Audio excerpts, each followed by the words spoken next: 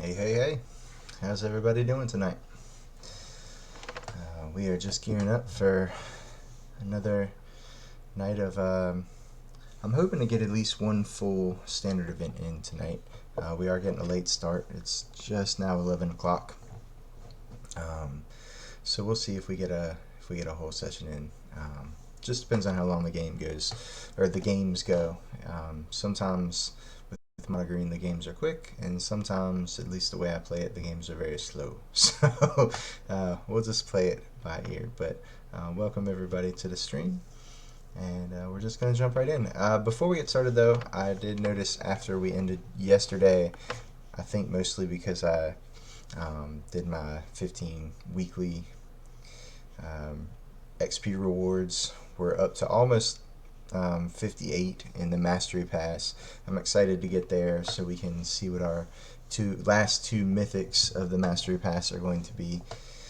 So we're waiting on that. We'll probably get through that tonight. Let's see. Oh, I thought it would tell me if I just hovered over it, but we'll just click in and. Oh yeah, so we've got 200 XP left, so we'll definitely get there tonight and check out what our last two mythics are.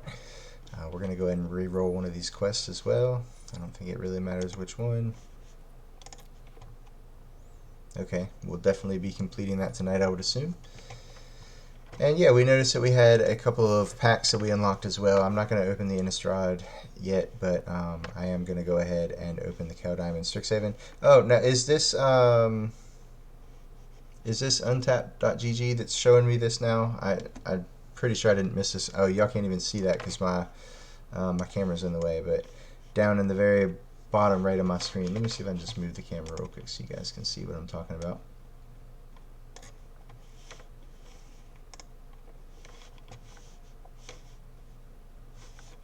Okay, can y'all? Oh, well, now it's gone. Oh, there it is. Oh, so it doesn't show up on your screen at all. Okay, so the overlay doesn't show up on your screen. Oh, that's interesting. So, well, I just lost the monitor. Timeout. Technical difficulties.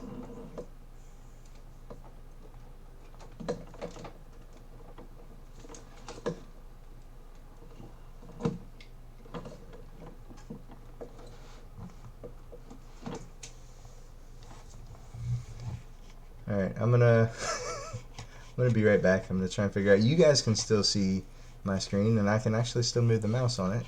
There's obviously input, but my monitor has gone out. So I'm gonna put this on the be right back, and we're gonna try and figure out the monitor situation. And I shall return in a second.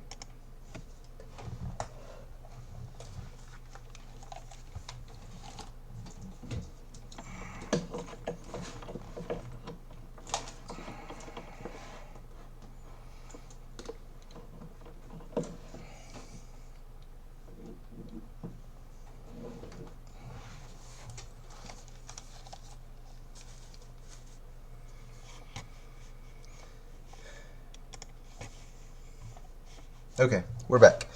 I've got my monitor again. So basically, it's a house of cards back there in the back of the box. The monitors I got, they were just some old ones from work that they offered to the employees, and so they're not, they're just VGA monitors. And so I had to, since the computer has a graphics card, I had to get adapters for them both. And so I'm running one VGA to HDMI, and then the other one is a VGA to DVI-D. But nowhere in town locally that I could find had one of those directly, so I'm running a VGA to HDMI and then HDMI to VDID or DVI-D, I think. I think that's right. I don't know. Hardware stuff is not my strong suit by any means. But so, anyways, it's adapters on adapters on adapters back there, and something just pulled loose. But anyway, so what I was mentioning before is that I guess to get the Twitch extension for Untapped.gg, I had to download the just regular um, executable program that is now running for me on, excuse me, on Arena. So I have a little thing down here where my mouse is currently pointing that is now showing me my set completion percentage for Caldime. And I would assume that's now because of Untapped.gg, although I don't know for sure. I know it's not part of the client. And I think it's very interesting that it's not showing up for you on stream. So I always assumed that it would. I assumed there was settings, because I know there are other streamers that use Untapped.gg and they don't have some of the overlay settings that I know I kind of glossed over when I first downloaded. I figured I'd see what it looked like, and then I would eventually update those. And also up here in my upper left-hand corner, I have the little Untapped.gg settings and menu options and all that kind of stuff, which I have noticed I have seen on some people's streams. So maybe there's some setting that allows that to display on stream. I don't know. I have no idea. But anyways, I'm going to move the camera back down to the bottom, and we're going to open this pack, and then we're going to get going.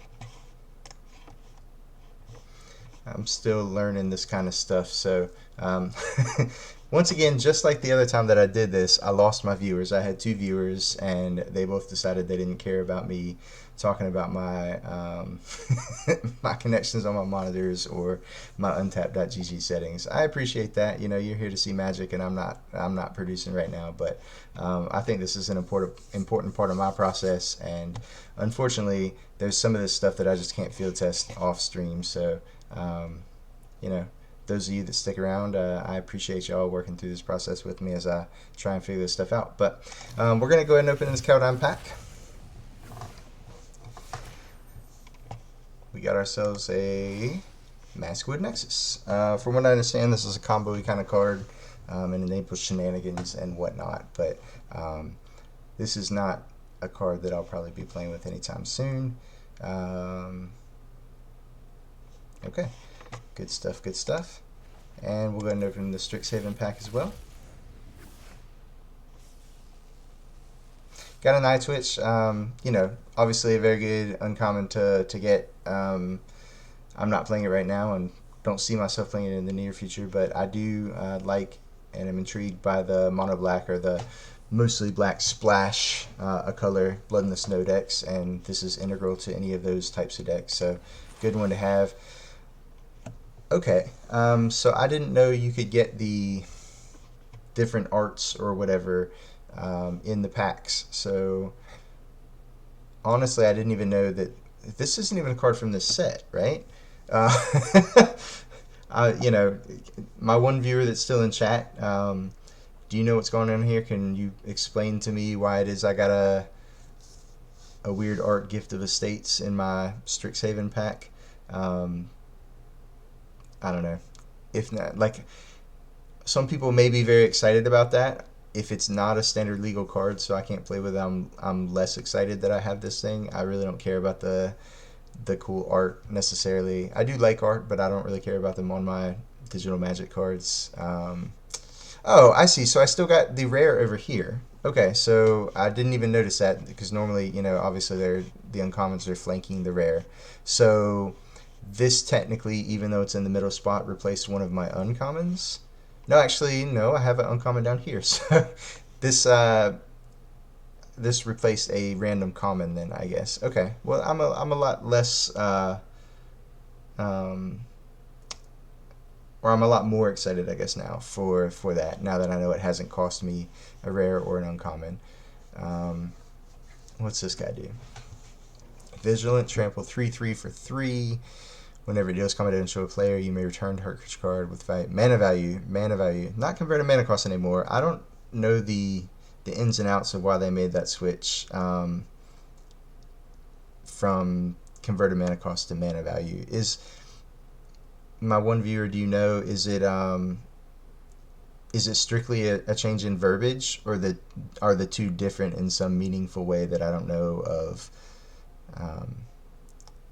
So anyways, creature card with mana value X or less from your graveyard to the battlefield, where X is the amount of damage it dealt to a player. Okay. I mean, interesting card.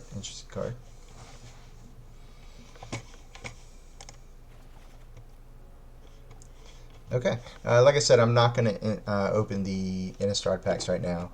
I'm kind of holding off. I'm deciding still right now if I'm going to do any more drafts with Innistrad Hunt or Innistrad Midnight Hunt, or if I'm just holding out for Crimson Vow.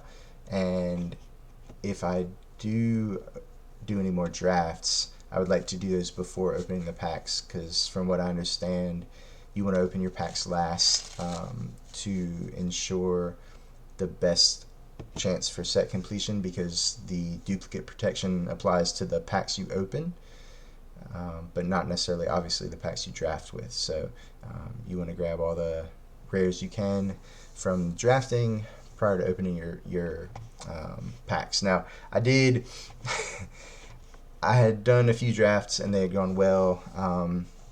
I wasn't quite free rolling, but I was kind of floating, you know.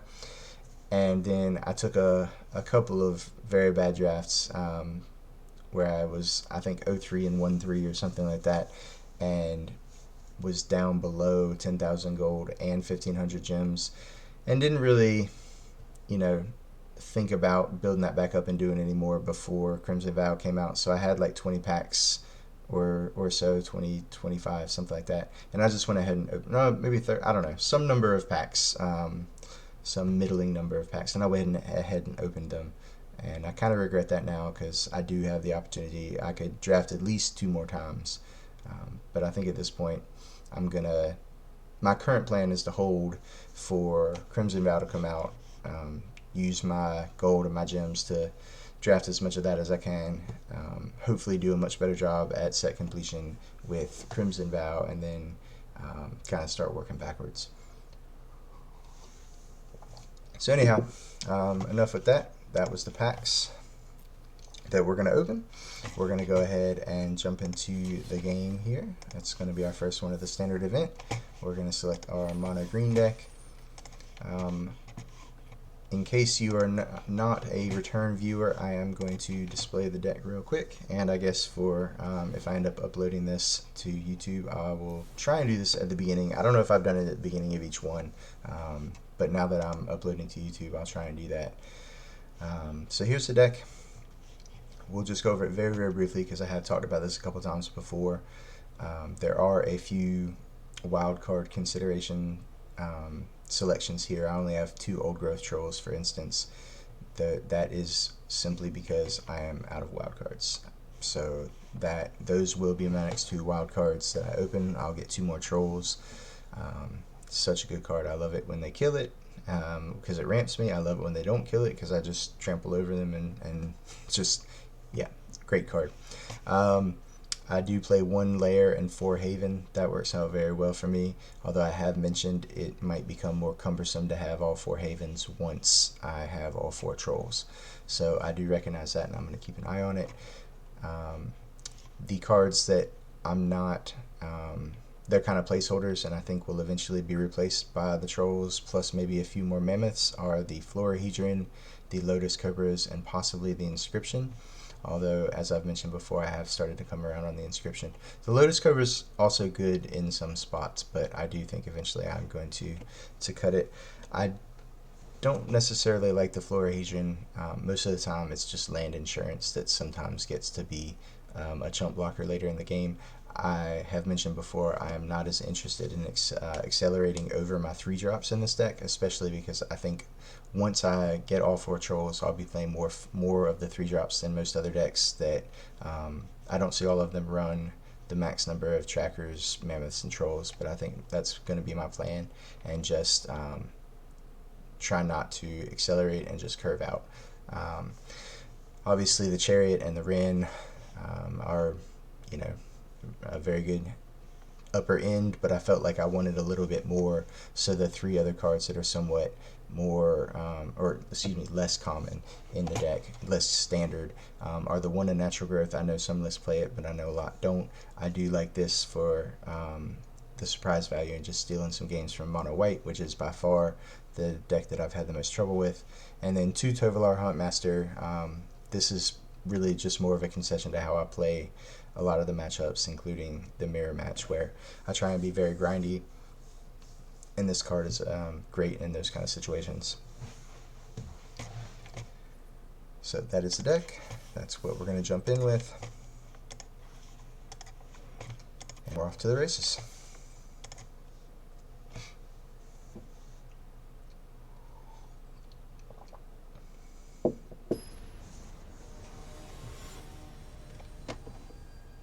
I was a little disappointed. I went on Untapped.gg today for the first time to actually view my statistics. And right now it's a very small sample size, but I'm sitting at 72% win rate, and I'm very happy with that.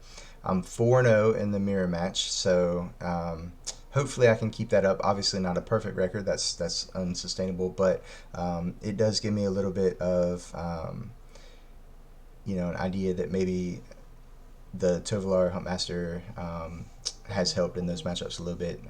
That grindy upper end kind of giving me an edge in that matchup. But what I was going to say is I'm a little bit disappointed that I expected Untapped.gg, since it obviously it sees what colors and cards the opponent is playing to kind of categorize the decks or whatever. But it does not keep track of whether I was on the play or the draw when I win or lose. That is something that I was expecting to be able to use Untapped.gg to keep track of. So if anybody knows of a software that does that as part of its win-loss, record keeping, whatever, please let me know. I'd be interested in trying it out because I am way too lazy to to keep up with a spreadsheet or whatever manually, but I would be interested in that data if it was available and tracked somewhere. So anyways, our opponent here, Nitty, was apparently very nitty with his keeps and decided to go down to 5 to find something he liked. That's unfortunate for him, but if your 6 don't win, you go to 5, and you know what? If your 5 don't win, you go to 4. That's the way I've always played Magic. I respect that, and I believe that to be true. So you don't like it, but if your win percentage goes up by taking a mulligan and going a card down, then that's what you got to do, right? And we're playing against Black White. Black White it comes in a bunch of different flavors, and so you never know what to expect, but it is actually, I have a worse record against Black White than I do against Mono White with this deck. I've played against Black White Angels, I've played Black Blood in the Snow, Splash and White. This seems to be different than both of those. This might be a cleric class kind of life gaining kind of deck. Not 100% sure, but if it's got swamps and plains, I'm probably a dog. So nothing against you, Nitty, but I'm not so mad that I'm not so sad that you went down to 5 cards, because maybe that just kind of evened the matchup a little bit. I don't know.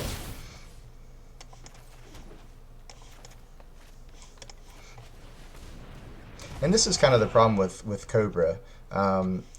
I drew it and I could have played it on 2 and tried to ramp in a Chariot, but I had no 5-drop anyways, so the acceleration on the turn after that wouldn't do me a lot of good. And I already had a good 2, 3, 4 curve lined up, so now this Lotus Cobra, there's not really a good point to play that, and it's going to just kind of rot in my hand until I play it on turn 5, and it's really probably not going to do much of relevance this game. Hey, Remus! How are you tonight? Good to see you. We are playing against Mono White. This is game 1 of our league, our event, our standard event. I keep wanting to call them leagues. Yeah, we're getting in. We're not going to pump and get a few extra damages in here. We're going to play our Chariot. This guy, he thinks he can trick me into thinking he's playing Black-White, when really he's just a Mono-White deck that just plays a swamp just to mess with me. Yeah, sure. You can have my pack leader as well, I accept.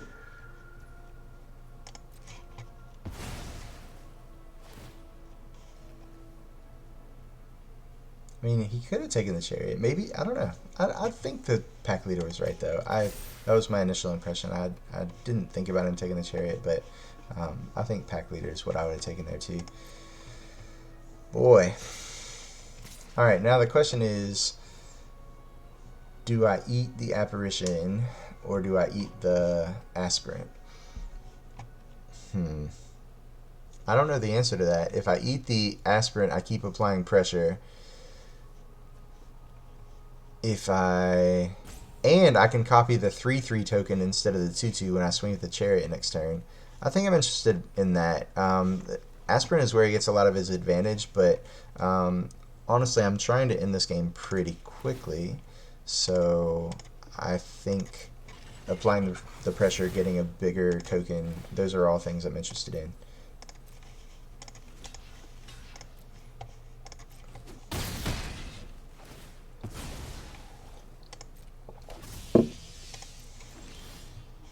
I would have loved a creature there. The reason for that is, you know, now I'm going to have to tap one of these cats that I could have been attacking with in order to crew the chariot.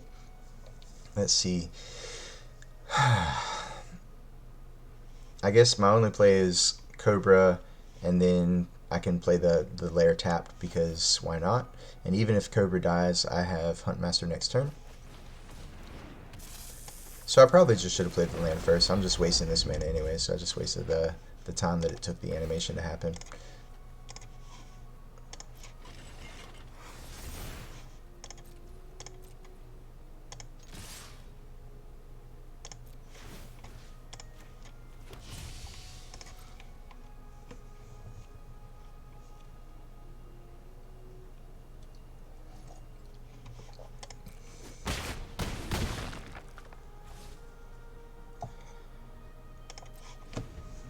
Remus, I was just explaining earlier, I was somewhat bummed. I went in and I did not see a place where Untap.gg collected data on play or draw statistics.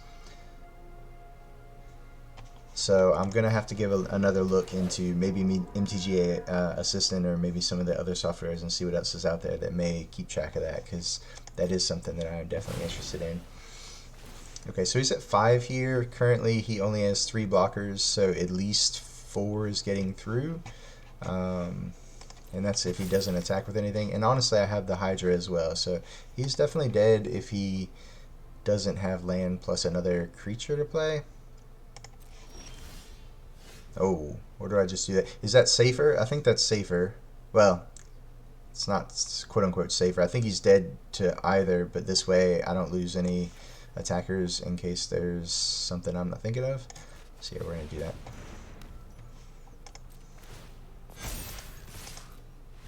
Okay, he agrees. He is dead. So he mulliganed 5 that game. I honestly, like I said, he didn't really do it. He seemed more grindy than normal mono white. Like, he didn't play a lot of the early aggression, but some mono white draws look like that, where they just draw a lot of their apparitions and aspirants, and you know, not a lot of their super aggression. I didn't see a black card the whole time, so I don't know what the black was even for. I'm happy to get a win against black-white because, like I said, it is by far the color combination that I have the worst record against so far. Now, granted, my sample size is small. My sample size is like, let's see, it was, what was it, 12 and 5, I think, so 17 games. That would have been the 18th game. So, yeah, it's still very small, but I just started keeping track of it, so I got to start somewhere. Questionable hand, right? We do play 28 lands if you count the 2 mammoths and the 1 Florahedron. That's the other thing. If I don't end up cutting the inscription, I may just end up cutting 1 snow-covered forest, going down to 19 plus the 4 faceless havens as my 23 snowlands, the 1 hydra as a 24th, and then some number of mammoth slash Florahedron, probably 3 mammoth, I think is the game plan. If I go to 4 mammoth, maybe I even cut down to 18 snow forests, possibly. But yeah, I'm definitely pretty sure I will either draw a land or something to do with 3 mana. I have 8 3 drops, 3 more Rangers classes, 4 pack leaders that I'd be interested in playing on turn 3 as well. So yeah, I think we're going to keep this. It is a little bit questionable though. Obviously, if I'm not drawing lands, these cards aren't doing anything. That's obviously fine, because now if I don't draw land on turn 4, I can crack a clue and dig to it, especially since I have Rangers class. I won't even lose the bonus from the tracker. Okay, looks like the mirror match here. I don't like being on the draw on the mirror match when I'm not guaranteed to get to my upper end, but hey, I've got a Tovolar in my hand in the matchup that he's in there for, so let's see if we can make it happen. He's obviously got a great curve so far. Nope, not that one. Can't play 2 of those in a turn. That would be great.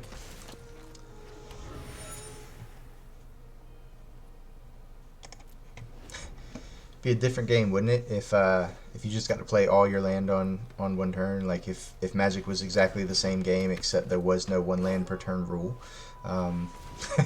It's interesting to think about, right? How different the game would be. You just everybody gets a fast bond whenever they want. You just dump all your land into play, and you've been torn on the whole land mana system. Yeah, it's interesting. It's definitely what makes Magic the game that it is, but it's definitely a burden as well as a boon sometimes.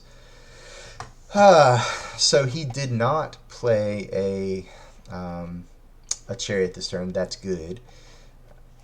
He drew a card. That's bad. If I trade with the troll, he ramps. But normally they don't need to go to 6 anyways, so it only helps him if he doesn't have a land in hand and he has a Wrenn. So even though he is ramping, I think I am interested in doing that. Although, honestly, I don't want him drawing off both pack leaders next turn. That just sounds terrible. I would get the E1. I think I'm just going to block here, honestly. I changed my mind. We're going to kill the pack leader. I don't want him drawing too many cards before we stabilize here.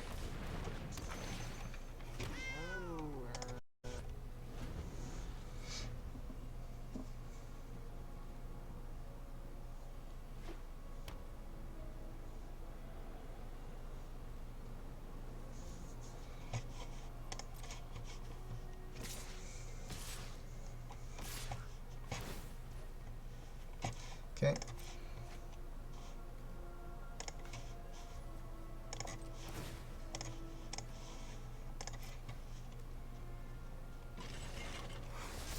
So he could have a trick here. He could have a Snakeskin Veil to trade, but that's still a 2-for-1.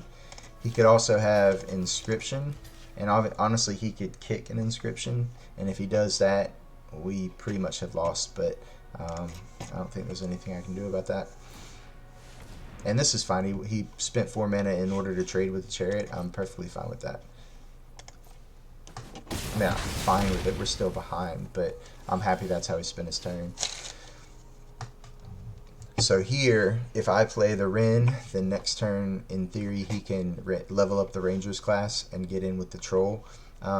Notably, he can't get in with both the Faceless Haven and the Troll because, you know, one of them would not be a 5-power creature and not be able to trade with the Tree Folk. So I think that is fine by me. So we're just going up to Wrenn and hoping he holds down the fort until we can find a 6th land and see if Tovolar's Huntmaster can clean up. I'm definitely not attacking because if he does get froggy and decides he needs to trade one of these in order to kill Wrenn, I just want to be able to either chump or if I decide I want to eat the Faceless Haven with the Troll, or with the Tree Folk, I can double block and ensure that I don't take trample damage to kill Wrenn. So definitely keeping both the tokens back and trying to hold the fort just a turn or 2 longer. Ooh, he's playing Storm the Festival. So, I mean, this could get him everything he'd ever hoped and dreamed to win the game. And it definitely hit well. Nothing wrong with that.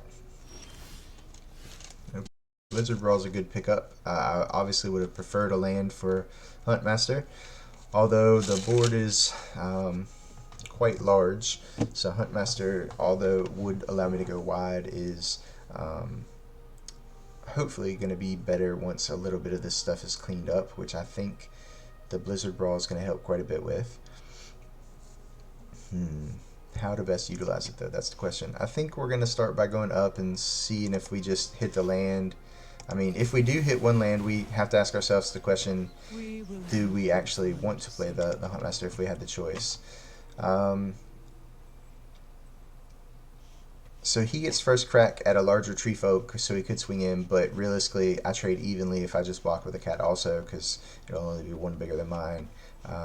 Yeah, I think actually Huntmaster is good here, and Blizzard Brawl is still going to be very good next turn.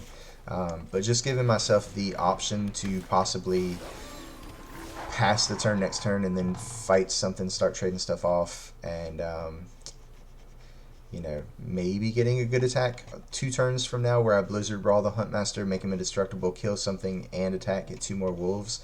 That sounds very promising to me. So we're just going to go ahead and pass the turn and kind of work towards that in some hopefully meaningful way.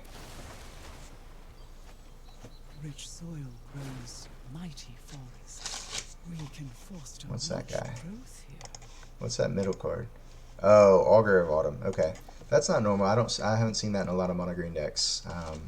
It's an interesting card. It's a 3-drop. It's not very aggressive, but it does kind of play to, you know, that more grindy style. Like I said, it's sometimes you have enough aggressive creatures. You just want something more grindy. Having your grindy card not be the very top end of your curve can sometimes be good too, because as you can see, you know, sometimes you struggle to get up to 6 mana where you're always going to have 3.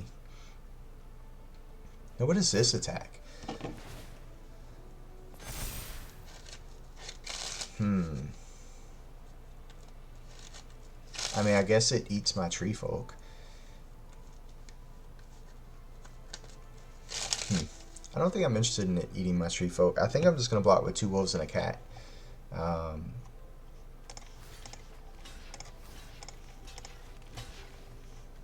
He didn't have a trick last turn. Well, 2 turns ago when I blocked the pack leader with the chariot, or at least he didn't use it. I guess I would have assumed if he had a trick he would have used it instead of wasting his whole turn to pump the pack leader, so yep. I'm okay with this. At this point the mana's not doing too much. He cannot get the troll next turn.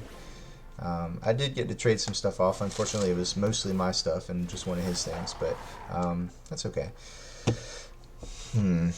So my plan was to pass the turn and the turn after attack with Huntmaster. If I did that though, I don't have any really good trades since my only wolf, well, I mean, it would be a trade. I wouldn't get to eat anything. I could only trade a wolf for a wolf, and that doesn't sound great.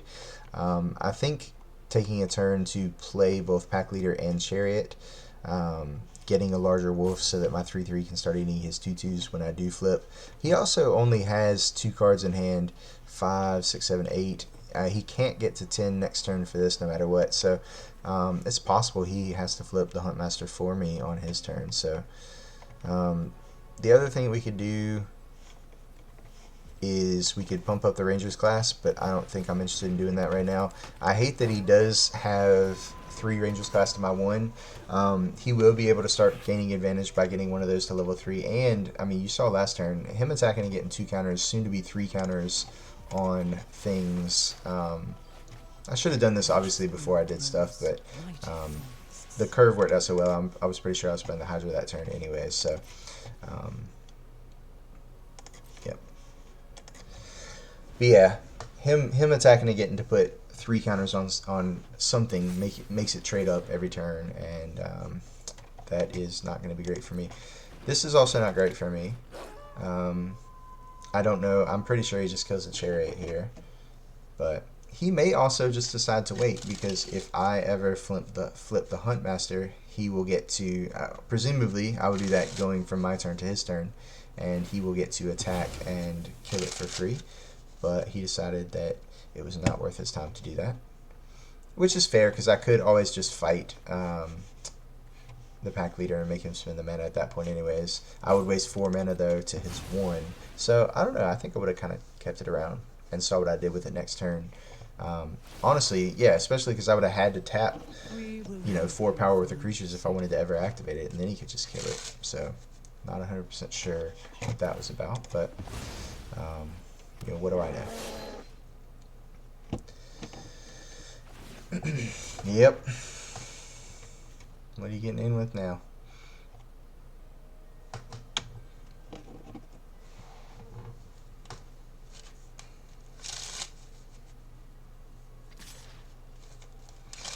Yep.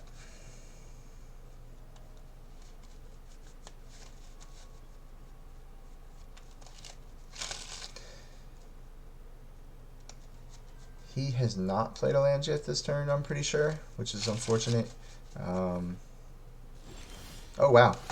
Did he not play a land that turn, or did I miss? Oh, no, he sacked a land to get his troll. Now, that was also a pretty big mistake, I think, because now I am going to be able to Blizzard Brawl to eat his troll.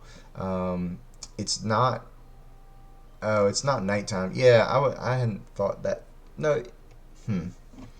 Yeah, if I Blizzard Brawl this turn, I don't get to flip him first. I forgot. I'd already forgotten we played spells last turn. We didn't flip the Huntmaster last turn. But I guess that does mean that next turn he will go up to an 8/8, but Tovolar would turn into a 7/7, and so I could do the same play next turn. Are my fights good enough this turn? I mean, what else am I playing? Am I playing Tracker? No, I don't think so.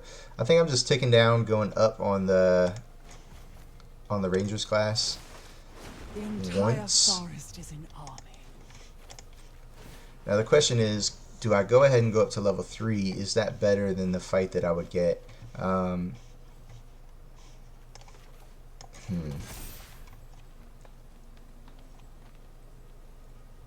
think so. I'll start fighting next turn. But I do think I want to get this up to level 3. I am interested in that. Okay, another Wrenn on top is good. So now if he tries to attack into Wrenn, I can just let it die. So yeah, good to know.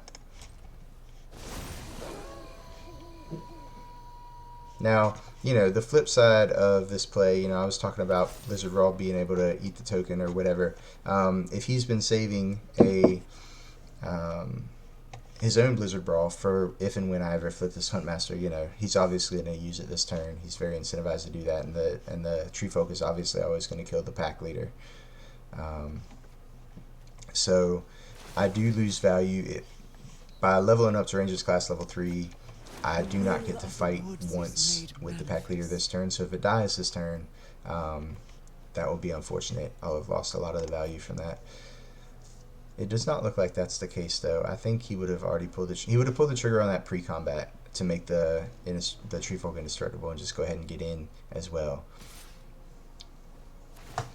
Okay, so he does not get to draw a card off of this because the tokens go on after the trigger would have happened, or the counters go on after the trigger would have happened. So is he attacking me? He is attacking me. Yes. I don't really understand that. I wonder if he knew that he wasn't going to get the counters soon enough to draw a card, because I mean, once again, he could have a trick here. He could have Inscription or whatever, but at this point, Inscription is going to be a blowout no matter what, and I'd rather have it on the Tree Folk than my Tovolar. Well, honestly, yeah, this would be 2 counters on the Huntmaster, get it to trade with the Tree Folk, and then these 2 fight. Yeah, Inscription would be a blowout. But it's not like I can take 6 and go to 2 here, I don't think. Especially because next turn, if only this attacks, it draws a card and becomes a 9/9. I think if he's got the trick, we just got to play through it.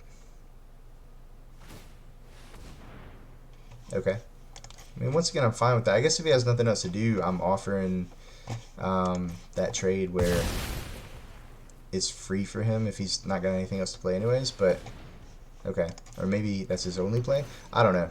I guess I have not thought twice about him pumping a pack leader because I just think that the waste of mana is not normally worth it, but maybe I'm just wrong about that, and maybe it's something I'm overlooking that I need to start seeing better. But honestly, what else would I have blocked with, right? I still think even if I was really tuned into that, I still would have made the same block. I just would have made a more informed block. I am going to go ahead and sack this token.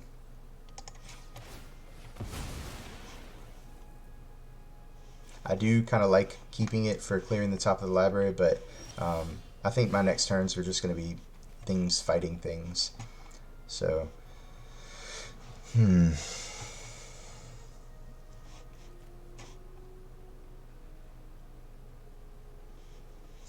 It's so tempting when there's a card on the top, though, that you want to play. I think maybe I'll just play stuff off the top of my deck, but leave myself enough to fight once a turn. You know, I can fight once on my turn, kill a 2/2, once on his turn, kill a 2/2, but then I'm not doing anything else, and I'm not sure that that's going to be enough to keep pace. I'm going to play this off the top.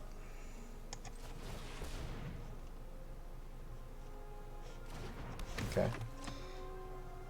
Here, I'm going to go up with Rin.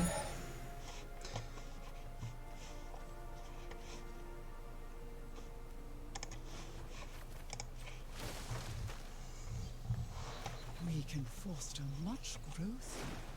Okay. Playing the mainland for Power sure. grows with time. Alright, now we're enacting the Blizzard Brawl plan. Now, since we did play the tracker off the top, honestly, maybe that wasn't the best play because this is now 2 spells on our turn, and it is going to flip the pack leader back to Huntmaster. But I mean, that's okay, right? I really like getting a counter on the pack leader too.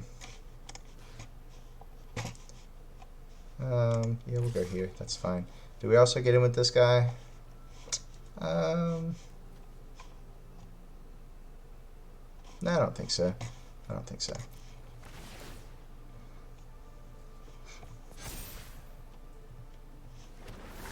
Although maybe that was a mistake. Like, we are going to have a lot more chump blockers now, so maybe we can just, instead of keeping these kind of bouncing off of one another, since mine is larger on my turn, maybe I should have attacked in and induced an additional chump block. Since we're surplus in chump blockers, plus we do want to end the game somewhat quickly. He's getting at least one more tree folk next turn as long as he's interested in cashing in the chariot. So I think maybe getting aggressive here and trying to end the game more quickly by attacking with the second tree folk would have been better. But that's not what we did. So in the turn, pack leader flips back to Huntmaster, and we are ready to go ahead and eat probably a wolf, just in case he also runs a Huntmaster, I guess. Or has some other reason to care about wolves. I can think of many more reasons to care about wolves than, and I can think of none that care about cats that he would ever be playing, so.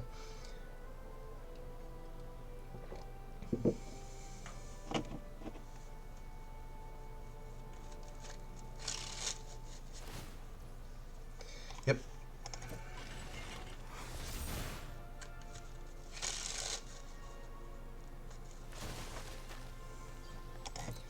So he is able to flashback Storm the Festival this turn.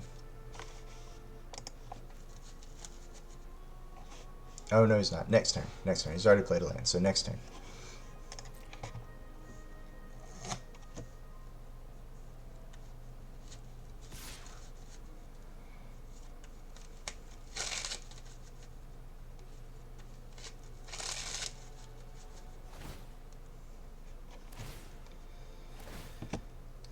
Okay.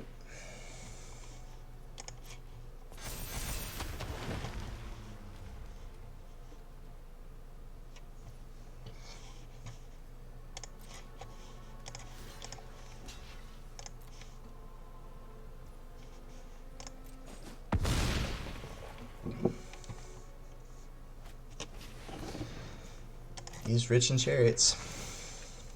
He's definitely got the tree folk advantage. What we've done in previous games is when there's a tree folk advantage by one player and it is not us, we have taken a turn off with Rin to 0 in order to make our tree folk at least be able to eat their tree folk. So if we're kind of on the back foot, I might be interested again in doing that. I can always 0 this Rin and just play the second Rin. Love seeing the Blizzard Brawl on top. Yeah, that's a pretty good draw. Did I really pass the turn and not fight? The whole time I wanted to fight with this pack leader, and then yeah, that was this pack leader. I'm so convinced it's a good card in these grinding mirror matches, but it's only good if I don't misplay it. I've misplayed this card so many times. I played the double spell, didn't even realize it was going to flip back on my turn, and still assumed I was going to be able to do it at the end of his turn, and then didn't even think about trying to do it and realized it was a mistake on his turn. I just passed through and just am now realizing that was a terrible series of events. I got to do better. We're running out of time as I'm ranting about how bad I'm playing too. I think I am just going down with, or going 0 with Rin and going and playing the second Rin. lends us its power.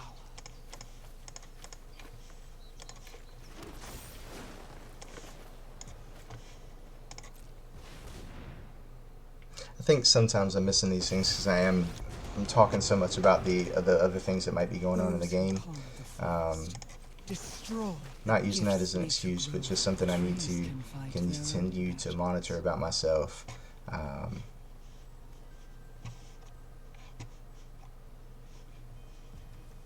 Yeah. Okay. I think we're just saying go for right now. Well, honestly, I guess I'm playing the troll as well then, right? May as well play the spells this turn. The board is getting gummy, and he's got a definite advantage with anytime he attacks. Just pumping up something with 3 counters is very good. And this Storm the Festival being able to flashback is probably going to be bad for us. Probably going to be good for him.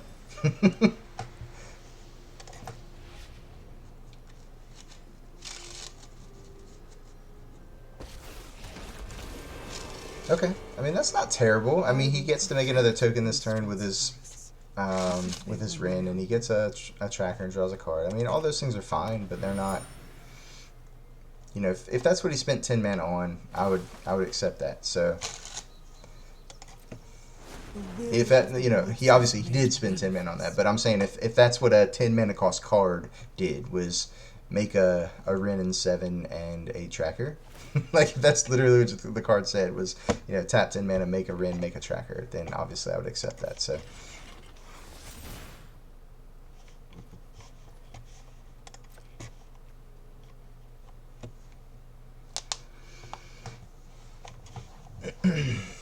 it is unfortunate that, what did he oops for?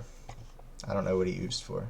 Oh, did he make the chariot too late? Was he already in his attack step or post combat main phase? Maybe. Bummer.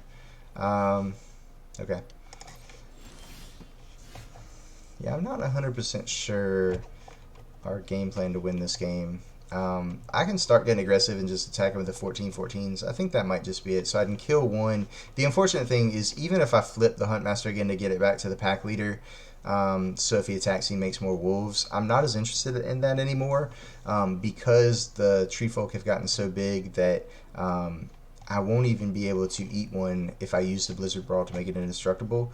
So it kind of loses a lot of value. It's a weird spot where the Huntmaster is good at going over the top of Rin and Chariot until a certain point, but we've kind of gotten past that point. Like, it's, I guess, maybe only good for a window, and then Rin is once again kind of outclassing the Huntmaster. So that's interesting. I hadn't gotten to that point in a game yet so far. I think I am interested in, well, first of all, I'm just going to tick up at the Rin, see what's on the top of my deck afterwards. It's another Blizzard Brawl. That is great for us. I'm just going to eat a Tree Folk with a Tree Folk, and I'm going to attack with both of the 14/14s, I think. I'm definitely attacking with the indestructible one, obviously. Would I trade one of mine for one of his +2 tokens? And I think the answer to that at this point is yes.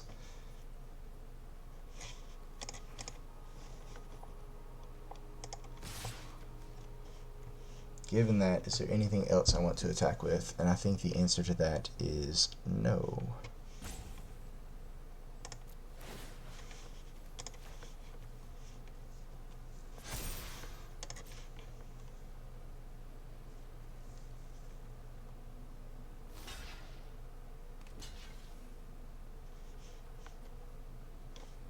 Oh, right, yeah, I only get his Tree Folk.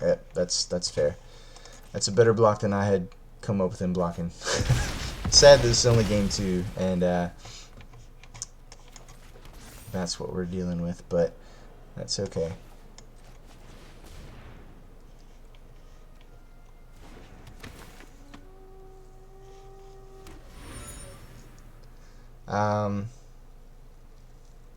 I had pretty much just assumed we were going to do this again next turn, but the other thing that I could have done was draw it, make both Tree Folk indestructible, and swing in. You're getting thrashed on ladder. What are you playing on ladder? Are you still playing the red-green deck?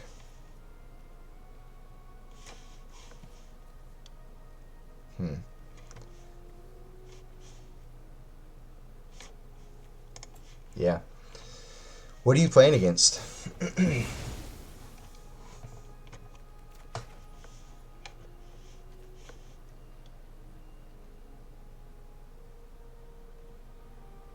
So many board wipes. Yeah, that's where I've been at with Blood in the Snows and Meathook Massacres. Like, that's why I think the black-white decks are so hard. Or the black X, splashy decks are so hard. The green deck is very grindy, and to an extent, so is that green-red deck. But worst matchups are black control and Izzet. Do you find more Izzet decks playing Burn Down the House or Battle of Frost and Fire? I feel as though Battle of Frost and Fire is not as good against us because of the not being able to clean up the Planeswalkers at the same time. Burn Down the House, yeah. I think that's definitely the better card, but I've seen some lists still playing the Battle of Frost and Fire, and I just think that's just not as good.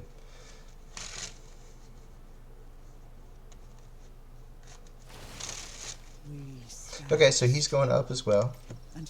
He's trying to catch up in lands. Although we are to one Treefolk apiece at this point, and I do get the first shot at making a second one if I so choose.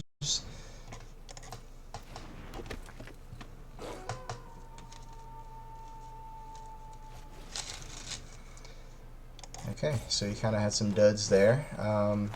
After I eat this last Treefolk, I mean, he's empty-handed. I will be empty-handed. I could sit on the Brawl for a turn. I mean, clearly we're both quote-unquote empty-handed, but we both have level 3 Rangers classes, so we're probably always going to have something to do with our mana. Oh, he's getting a second Treefolk. Okay.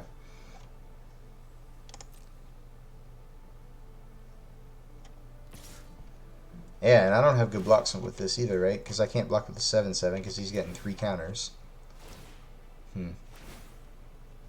I think I'm just blocking with these trackers.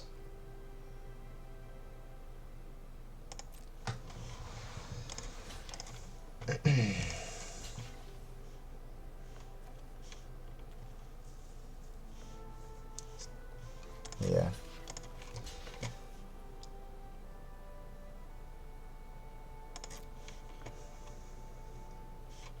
We can make a very large layer.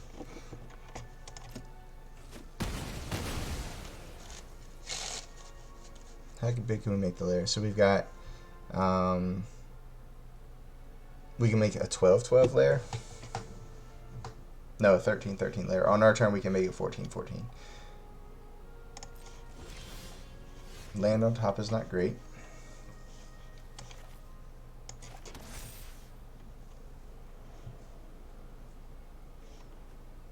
So if we make it a 13/13, we can use the Brawl with it to kill one of the Treefolk. We can attack in with an indestructible 14/13 as well as the 16/16. Now clearly that can just trade off for one of the Treefolk plus a random thing here. His Ren's on 2, mine's on 3. I think I'm going up and seeing if I can continue to play off the top with the Rangers class. And I can, but it's not a great one. How many cards do I got left in my library? 18. How many cards does he got left? More than that, right? Yeah, he's got 21.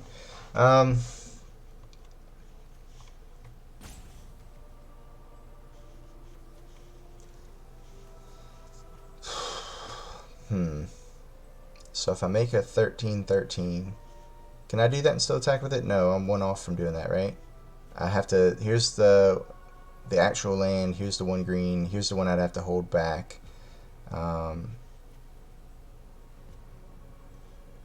So it is 13. Okay. Let's just do that, I guess. And if I miscounted that, then I guess I'll find out soon enough, and it'll be my own fault. Nope. I did meant to hit OK there, though.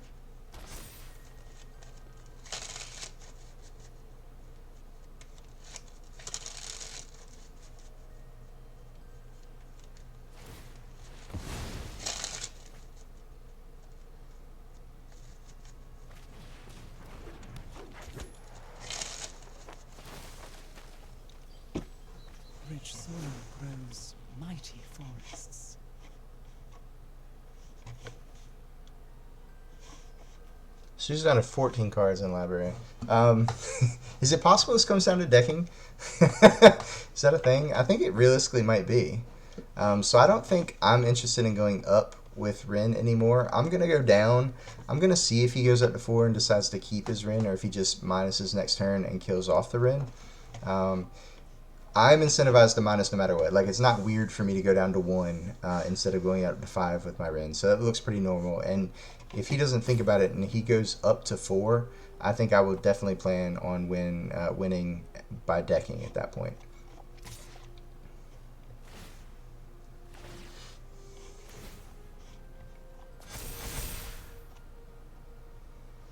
I think at this point, honestly, I might just trade off the Huntmaster. I think either of us at this point can always find something to do with our mana with the Rangers class and just draws for the turn and something like that. Like, I don't know that I'm ever getting another turn where I am going to be able to flip plus attack profitably. Especially because he's not, I mean, I've gone through the brawls now, and he's not attacking with the one Tree Folk even when I have my only Tree Folk tapped. So, yeah, unfortunately, I just think, as much as I like Huntmaster in this matchup, I think that it's been outclassed, and I'd rather trade 1 for 1 and keep back some number of chump blockers. So, I think that's what we're trying to do at this point.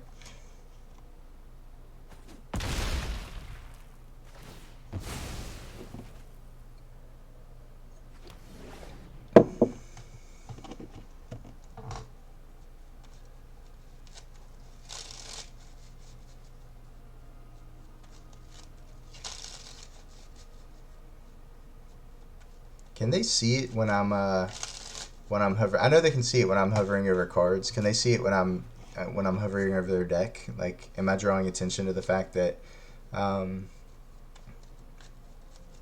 decking is something I'm thinking about?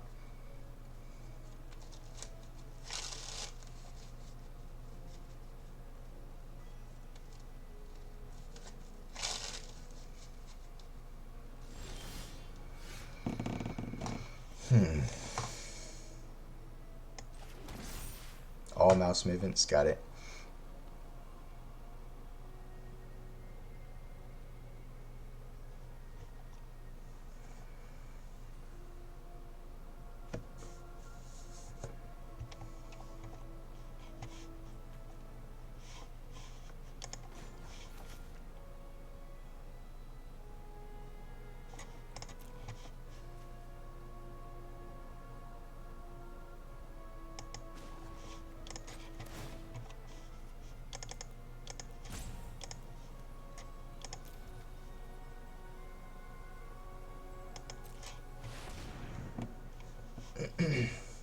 Now, of course, the turn I say that I'm not interested in ever flipping the Huntmaster again, I'm just spending all my mana attacking with this layer, and I'm going to flip Huntmaster.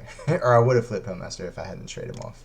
But to my point, I still think that it wouldn't have done much good because he's not incentivized to swing in with this token, because I'm definitely making another token with Rin this turn.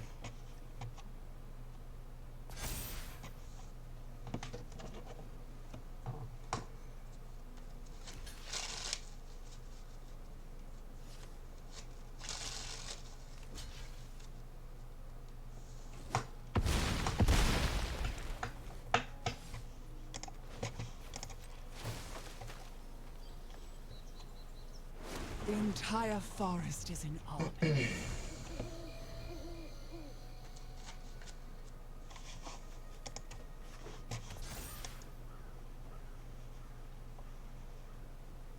My other Huntmaster's still in there. My Unnatural Growth is still in there as well. How many brawls do I have left? 1, 2, 3. So what did he do? He went down, and now he went down again. Okay. So with his next Rin, that all makes sense. So I don't know if he's thinking about not going up again or not. I guess I'm kind of showing my hand now first when I don't go up again this turn, which is unfortunate, but not much you can do about that. I am ahead right now by 4 cards. But I'm once again losing the Tree Folk battle.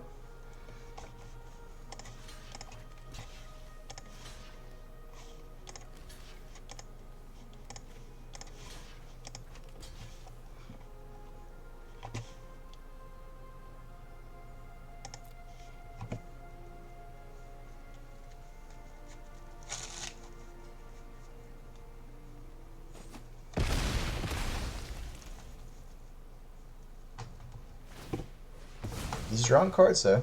That's exciting for me.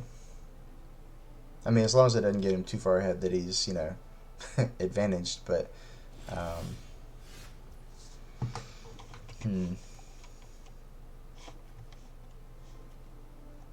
yeah, I think here I'm just gonna eventually zero to put the other land into play.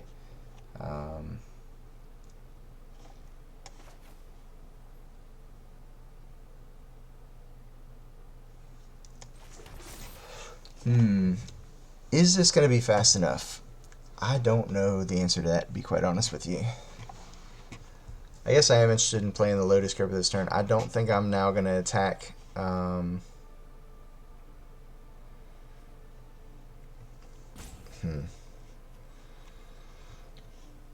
Yeah, now that he could chump block one and just trade one for one with the two being back, I'm not interested in trading. He has to go up if he wants to make another Tree Folk, and that'll be very telling, I think. So I'm just going to play the Lotus Cover here. And I think just pass the turn. Maybe I'm not going down with, or maybe I'm not zeroing Rin just yet.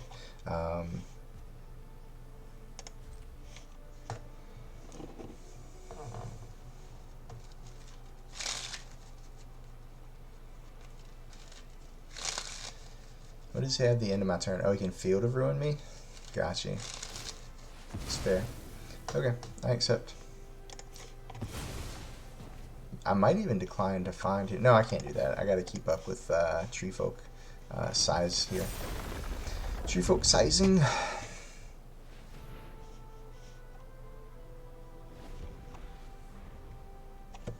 Alright, so let's see if he goes up with Rin this turn.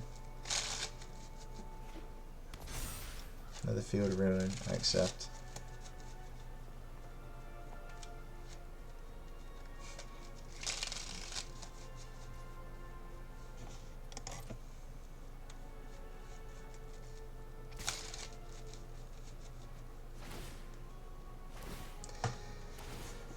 Okay.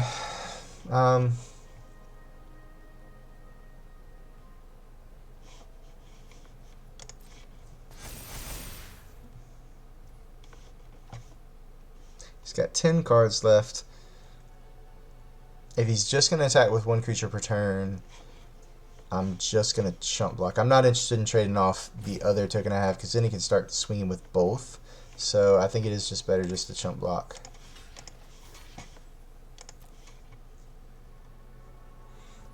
Next turn I do have another Rin. That's going to be very helpful. I am going to go ahead and zero the Rin. Well, actually, I won't even have to. I'll just play the land and then play the other Rin. Blizzard Brawl. Okay. I mean, that's unfortunate, but I don't know why I didn't do that pre-combat, so I guess that's something. Oh, he had to make it bigger. They were only 17s to my 19, so the +1/+0 wasn't enough. Okay, so he had to swing with it first and then fight. That's fair. He's going up. Boy, that's risky. Can you kill me in 6 turns, even if you don't go up next turn? I don't know, man. I don't know. Playing a just Bear Sentinel. I accept. 5 turns. Well, no, 6 turns. You'll have to draw from the empty library. I think we can hold, but then again, we are at 8. It's not like we're at 20 here, so it's gonna be tough. It's gonna be tough. Chariot on top would obviously be very good if I can, you know, play it next turn. Actually, it might be where, like, I'm ahead by quite a bit now. I can draw the Chariot to be able to swing and make a second Tree Folk next turn. I am interested in that. Let's go ahead and pop our clue.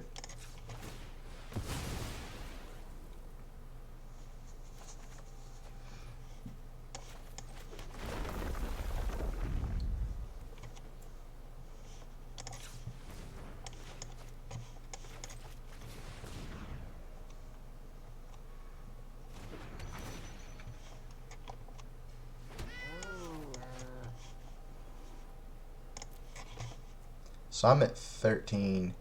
I would go down to 9. I can go up one more time too, right? Yeah, now that he's gone to 6, I can go up again. Every seed contains great Well, that was unfortunate, but okay. I guess I'll take it. I was hoping to just get some more lands for the next couple turns to just make sure that my tree folk continue to grow. But the second Tovolar would have been nice just for additional chump blockers at this point. We prefer not to fight, but we also will not heed the trees. They prepare for war.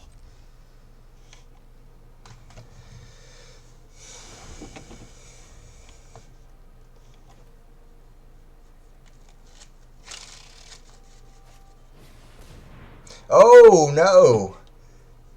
Return target card from your... Oh, to hand. Okay, so he's going to just keep getting Rins. I mean, I thought that was the card that shuffled cards back in.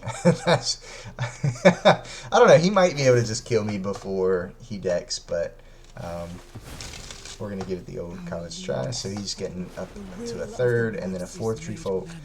I am going to get to make my second next turn by attacking my chariot in. So I am pretty far behind, but I got a good amount of chump blockers, including the havens even. So the entire forest is an army.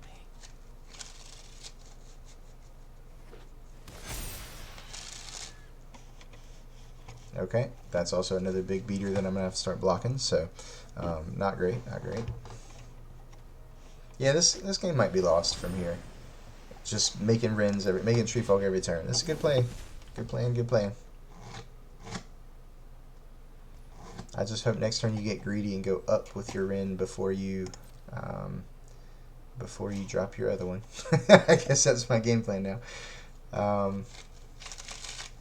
Man. Yeah, thinking back on this game, once again, these long games that I think we're going to end up losing, I don't particularly like that whatsoever, but what are you going to do? And thinking back on this game, that one turn, that series of turns with the Tovolar right when it first came down, none of that was great. So definitely... Oh, he drew a card off Pack Leader too. That's helpful. Okay.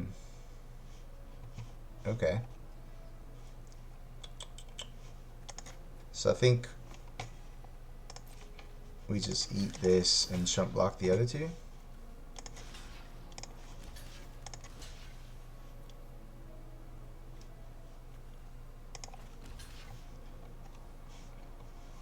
Maybe?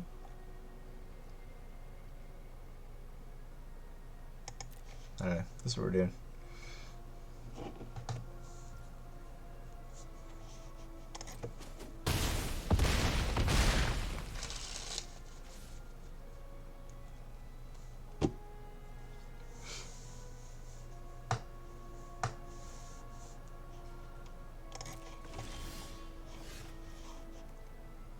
Okay, Pack Leader off the top is just another chump blocker at this point, but that's good. I'm going to go ahead and play the Haven so I have as many chump blockers as possible.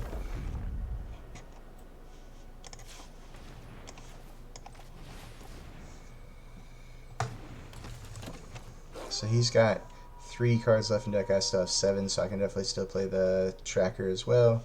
I'm going to do that as well, because that does mean I only have to tap one thing to crew the chariot, and still leave the troll up. The reason I want to leave the troll up is because it can be another chump blocker, so that's good.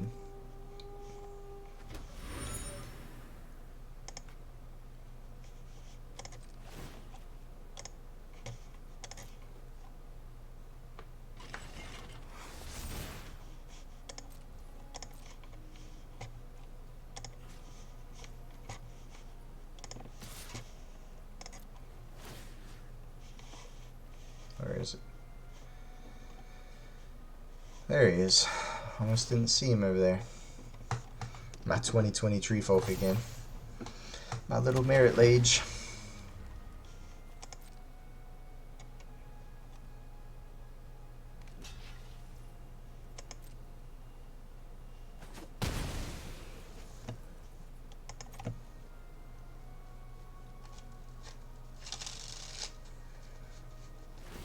He's thinking about fielding here. So I don't even know if he has a land left to find. He might fail to find anyways. Yeah, it's still going, Remus, and it's not looking good. He only has 3 cards left in his library. I have 6. I'm debating whether or not I even want to find a land. I think I have to. The Unnatural Growth would have been a super draw, obviously. I don't even have any more creatures to work through off the Rangers class. He did fine, so now he's down to 2 cards in library. So on his draw step, he goes down to 1. I have to survive 2 more turns after that. Well, 2 more turns. I have to, yeah, I think we can do this. Unless he has some way to reshuffle his library or his graveyard into his library. Can't believe this is coming down to possibly decking. Crazy game, crazy game. Yep, your tree folk are large. Large and in charge. And another in, absolutely. I accept. Speak your purpose, and perhaps we can avoid her. From root to canopy, the trees are mighty.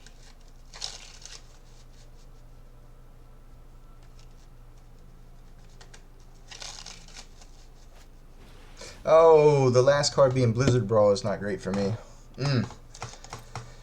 Yeah. I would love to draw that inscription right now, though. But I'm not going to. No matter what, I know I'm not drawing anything useful. Actually, I have the one clue that I can try. Okay.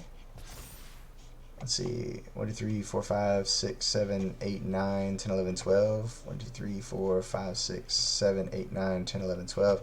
So you can swing through with everything. We'd have to trade some stuff off, so the next turn would be very lethal for me. Yeah, I don't think I'm getting there unless I draw the inscription or the Unnatural Growth. So once I see his attack, I am going to crack the clue just to see what's on top, because that's definitely going to affect how I block.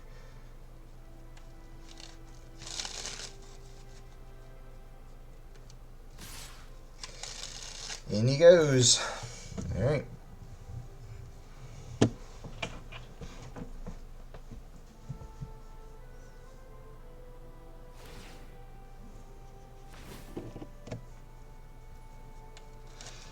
the question is, can I chump enough and block enough and kill him on the swing back? Probably not. But, I mean, if I can live and keep this tree folk alive, he is dead on the way back because he's out of cards. Everything's tapped. Oh, no, he's got the Vigilance. Yeah, that's not going to work either. Okay, I'm going to go ahead and crack the clue. I only have 1 timeout, so I got to do this somewhat quickly. Okay, the inscription's on top, which means if I have the tree folk alive, at least I can gain 20 life. Unfortunately, he's got 2 trackers.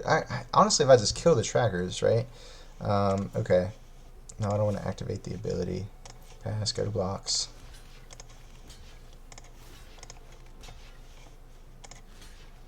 Where are the tree folk?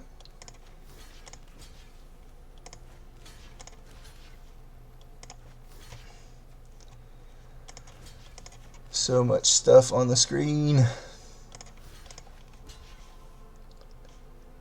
He's got so many tree folk attacking me.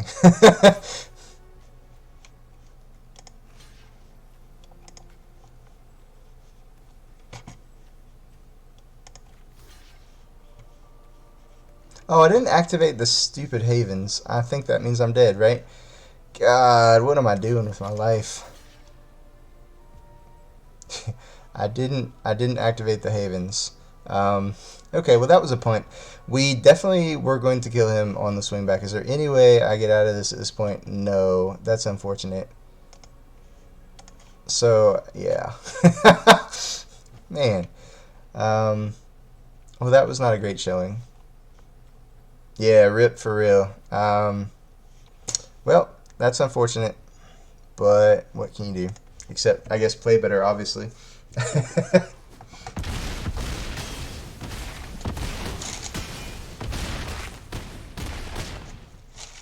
Bummer, man. I think we had that covered if he didn't attack, because we were going to deck him in 2 turns, and I think we had it covered on the attack if we'd have just actually, you know, spent the mana and activated our our 3 more blockers that we had just sitting there. Unfortunate. Not really. You can't call that misfortune. That was just poor play. But it's unfortunate that I'm so bad at Magic that we weren't able to win that game.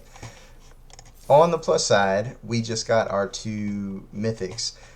I hate that it didn't show me what 2 mythics they were. So I'm going to go see if I can try and figure that out. I'm just going to go into my decks and just open a new deck. And it should show me what my new cards are. That's my hope. Okay, so 2 adversary. I got the 4th Bloodthirsty Adversary, which is a fine card, I'm sure, but I'm not really interested in playing. So that's unfortunate. But I also got the 2nd Intrepid Adversary, which obviously puts me a little closer to building the mono white deck if that's something I'm ever interested in doing. So that's obviously a good pickup. And just, having 2 mythics from the set that I hadn't yet had is obviously great. I'm very happy to have reached level 58 of the Mastery Pass. It's still going on for another 15 days, so what do we get out? So honestly, at this point, the only other thing we get out is one more Zendikar pack, and then we get any additional rewards or just uncommons. But I still think the Mastery Pass has been well worth the gems for what we got out of it, so I'm pretty happy with it. So I have been live for an hour and 23 minutes, and we've played 2 games, and we've lost one of them. And the first game, it took all of like 5 minutes because I got mulligan to 5. Dear Lord, I gotta not do games like that anymore. We are gonna keep going. I'm gonna push on and try and play better. I don't know. I put the last one with the Huntmaster mistakes, and I went ahead and uploaded that one to YouTube because I wanted to be able to watch it back possibly later than the 14 days that the VODs are kept on Twitch. And I don't know. I don't know if I want to put this one up there. I'm a little bit embarrassed to have that up on YouTube. I think I'll still probably end up putting it up there. I'll get over it. But yeah, not the best showing. We're gonna keep this. It's a little land heavy, but hopefully we'll draw stuff to do with it.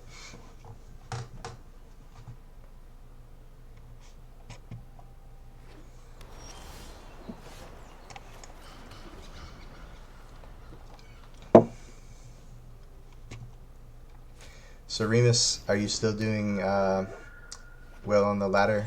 Or are you still playing on the ladder? It's been an hour or so since last we talked, I guess.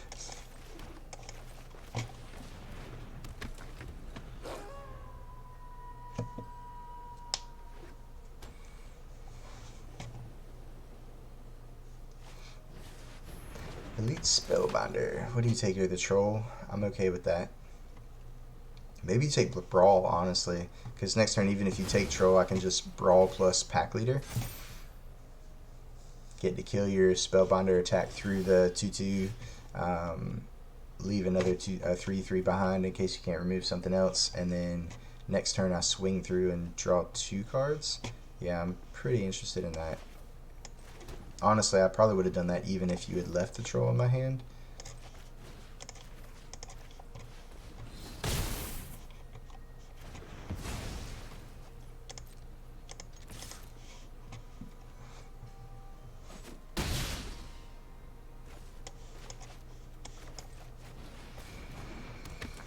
You can only take so much at once. You're on a break. Yeah, I hear you.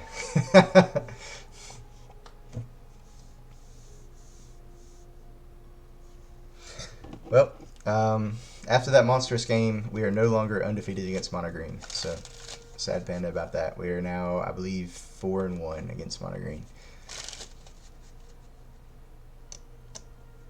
Opponent played well. I think we had it, though. I think we had it with the decking and or swinging back.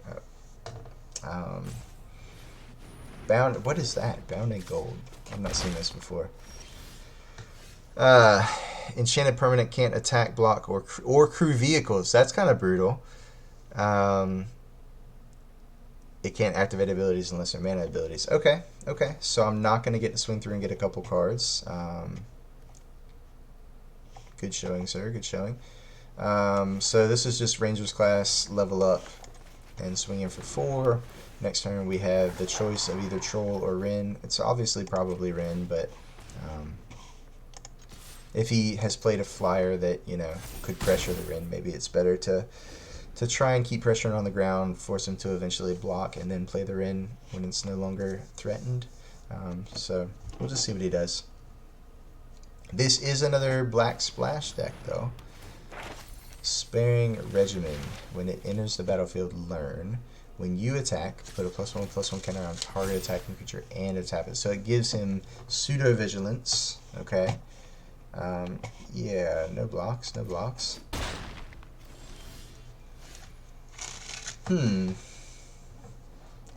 So I could also just play the second Ranger's Cast, pump it up as well, so that the 2/2 can actually attack and not just trade with the familiar, but actually attack through it.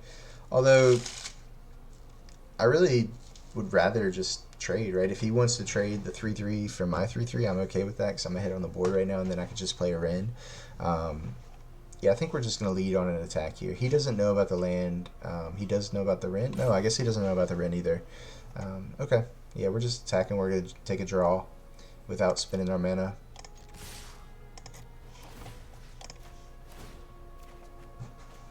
That's a good one. I don't know that I'm playing that this turn. I'm probably playing Wrenn this turn, and then I can play the other Ranger's Class plus Chariot next turn.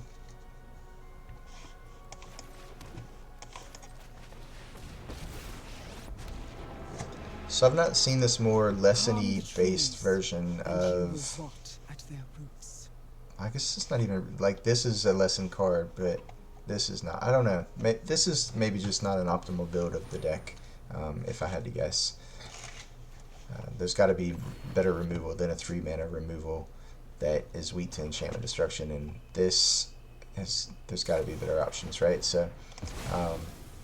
I accept the Vanishing Verse. It does exile, so that pushes it up to 4. He's attacking, he gets Vigilance, but I'm still fine with, well,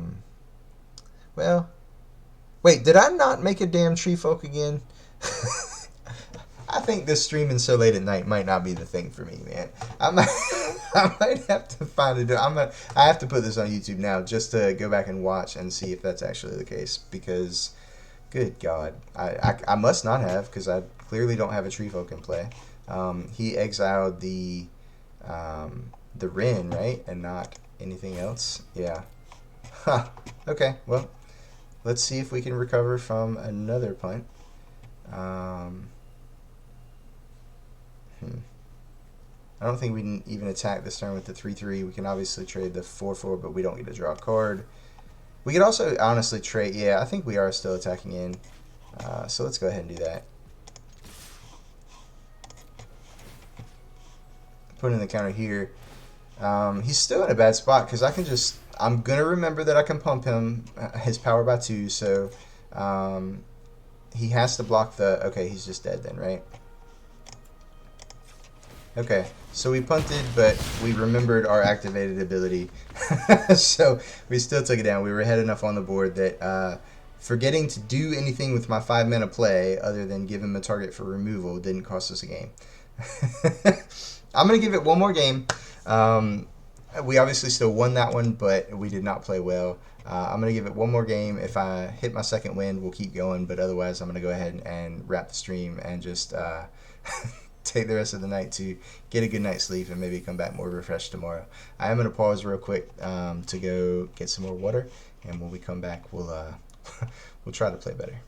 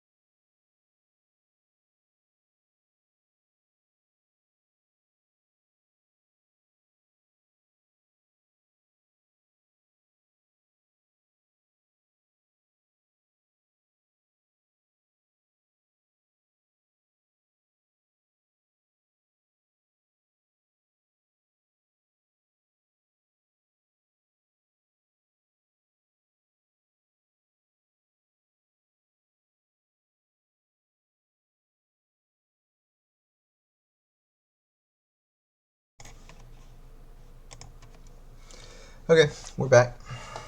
Off we go again into the standard event.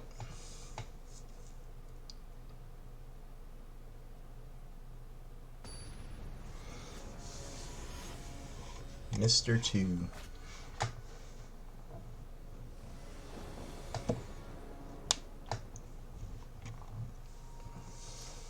Hand's not great. I think this is a mulligan. I don't have anything to do with this early. If I'm behind on the board when I play a 3-drop, I probably won't have time to use these to catch back up. I don't know. It's definitely a reasonable hand of Magic cards, and could definitely win some games. But I think I'm just interested in having a 2-drop in my hand if I'm keeping kind of speculative hands like this. Okay, so 3 mana, only one of which is Snow, but we don't have a Brawl. I think we're just getting rid of the...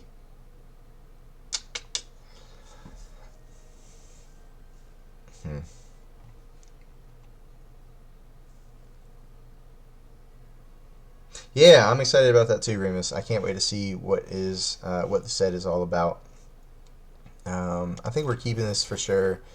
I think we're putting the Wrenn back, just to make sure that we play as much to the board as we can until we figure out what we got going on. So I'm definitely happy that I'm mulligan for a hand with a 2-drop. However, I'm still not excited to be playing against white aggressive decks again. And this does look more like mono white than the deck we played against last round. So do hit a 4th land, so we will be able to get the Chariot. I think obviously the pack leader plays just as well if he's not able to pump the familiar. The only way he's pumping the familiar is if he removes something. But if he removes something and I play the Rangers class, he'll probably remove the Rangers class, which means he still can't attack in next turn. And I think I'm just interested in soaking up as much damage as possible. So that I will do. So obviously, it depends on whether he has Apparition or Cathar, right? If he has Cathar, he can only remove the Rangers class. If he has Apparition, he can only remove... strike that the other way around. If he has Cathar, he can only remove the token. If he has Apparition, he can only remove the Rangers class. So obviously, if he has Righteous Valkyrie, I don't know. I'm not used to seeing these 2 cards together. They have no synergy together, right? So yeah, that's a little bit interesting. I don't know how I can punish that necessarily. And the Valkyrie just by itself is very, very good against us. So not super excited. I didn't play the Hydra last turn, so yeah, we're still not playing great. So this might be the last game as I try and go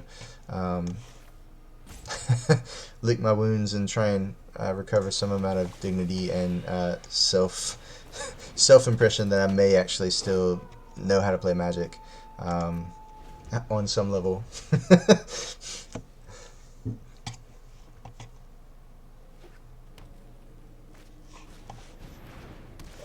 Okay. So now he's probably going to attack with the... Oh, so he's not interested in attacking the familiar at all. So he probably has more removally effects coming, or at least he knows he has more in his deck that he wants to draw to get this above a trade here. It means he just values it higher than this token, right? So, which probably means he has less room for more Valkyrie stuff than, or as much Valkyrie stuff as a dedicated Angel deck. So this might just be a good aggressive card given the collection that he has. That's kind of what I'm guessing. I'm guessing that maybe this is, once again, not a fully fleshed out deck if this is what he's doing here. I am just playing Chariot. I'm not attacking with my 2/2. We do have the 5th land next turn to be able to play the Unnatural Growth. I would like that a lot better. I mean, hopefully, like I said, he doesn't have many more angels, so even though I don't have a Wrenn, it's not too big of an issue. But yeah, I would like the Unnatural Growth a lot more if I had already an answer for this this flyer. And now we're not playing Unnatural Growth next turn, and he's got more flyers. That went about as poorly for us this turn as it could have, but that's okay. On the plus side, he only gains 1 life because Elite Spellbinder only has 1 toughness. So we're counting the positives. Yep.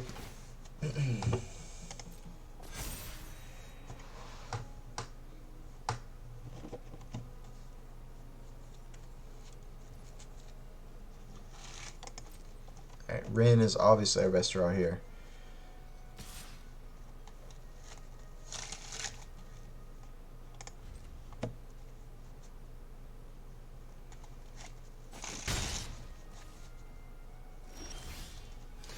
Blizzard Brawl. Does Blizzard Brawl play?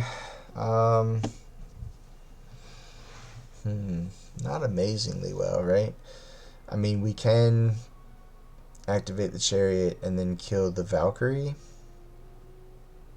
But the Valkyrie's honestly not even the best thing going on anymore. Like, he's killing me faster with the Spellbinder. You know, I'm also somewhat incentivized to kill the apparitions just to get the additional body back, but he seems to be killing me in the air, so I guess I am really interested in killing one of the flyers. Yeah, I think I'm killing the Spellbinder.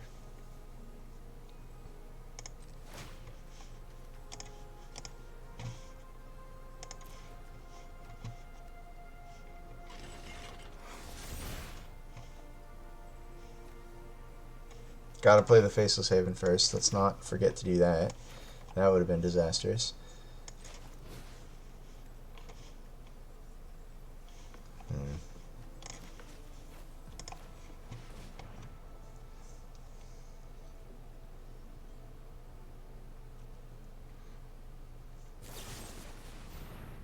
Ooh, nice. Okay. Well, that is all unfortunate.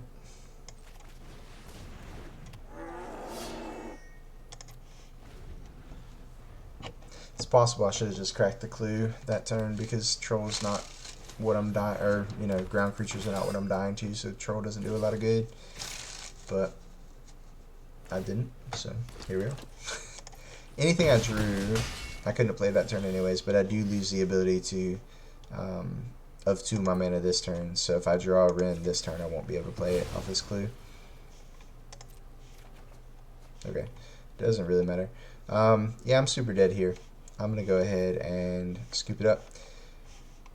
And I think I am going to call it for the night. The last 2 games, I hadn't played that well. I'm obviously either tired or just distracted or something. I don't know. I'm not not playing great, so I'm not interested in just continuing to bang my head into a brick wall tonight, if that's going to be how it's going to go. So, Remus, thanks for hanging out. My second viewer, whoever you are, thanks for hanging out and watching for a little bit today. Yeah, man, I'll definitely see you later. Thanks for continuing to come out and support the stream. Yeah, 2-2 on the night. Not the greatest record ever, but sometimes you just gotta keep battling. And that's what we're gonna do tomorrow. So, see you then.